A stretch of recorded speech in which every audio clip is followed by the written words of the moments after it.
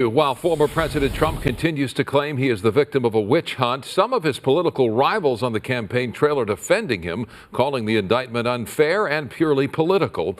Top House Republicans are rallying around the former president, perpetuating the claim that the prosecution was ordered by President Biden. Top Democrats, meantime, are saying the former president is not above the law and are calling his behavior shocking but not surprising. Samantha Cortese has that part of the story from our KTLA 5 News Center. Hi, Sam.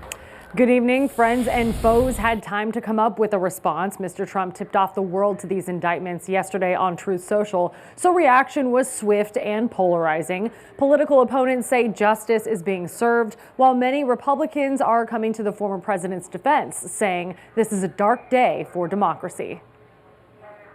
Unprecedented, historic, and hypocritical. Some of the words used to describe the indictment of former President Donald Trump over handling of classified documents. Is there a different standard for a Democrat Secretary of State versus a former Republican president? Even a political rival in the Republican presidential primary, Ron DeSantis, is coming to Mr. Trump's defense. I think there needs to be one standard of justice in this country. Let's enforce it on everybody and make sure we all know the rules. You can't have one faction of society weaponizing the power of the state against factions that it doesn't like. DeSantis is hardly the only one comparing this indictment to how top Democrats have been treated when classified information was found in their possession.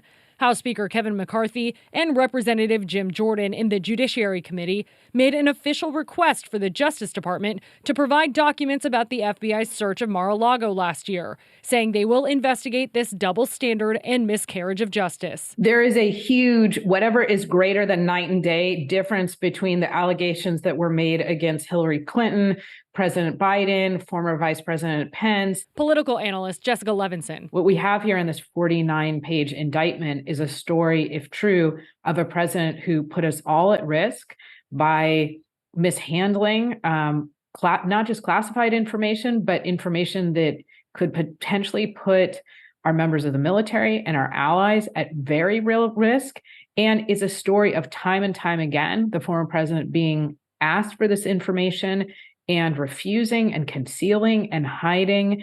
And we don't see anything like that in the stories involving former Vice President Pence or President Biden. Republican primary candidate and former Arkansas Governor Asa Hutchinson said Mr. Trump's alleged criminal activity is a distraction and called for Trump to end his campaign.